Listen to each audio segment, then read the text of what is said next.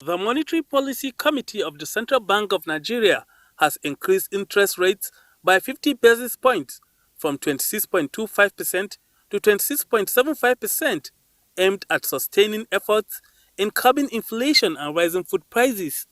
CBN Governor Olayemi Cardoso announced this after the bank's 296th Monetary Policy Committee meeting in Abuja on Tuesday.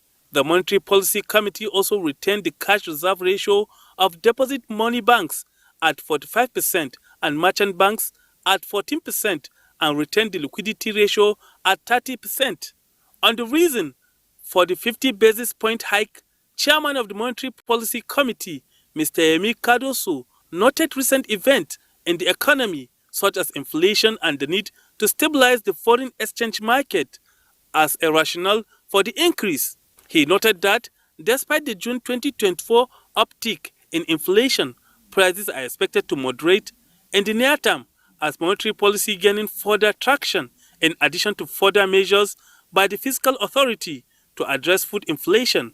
The Monetary Policy Committee worried that food inflation and rising energy costs continue to undermine price stability. He further referenced recent policies of the federal government to import specific staple foods such as rice, maize, and wheat to help stem the rising food inflation, but warned that the timeline should be followed in order not to stifle the gains made in local food production.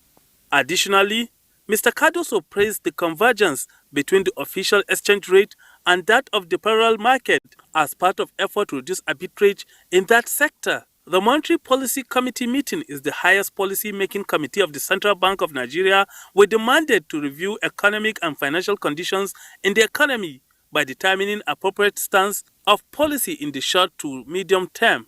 The questions in the minds of Nigerians is how these changes in the nation's monetary policy will help in boosting Nigeria's economy and how it will translate in curbing inflation and rising food prices, among others. Guests on Good Morning Nigeria will find answers to these and more on the program.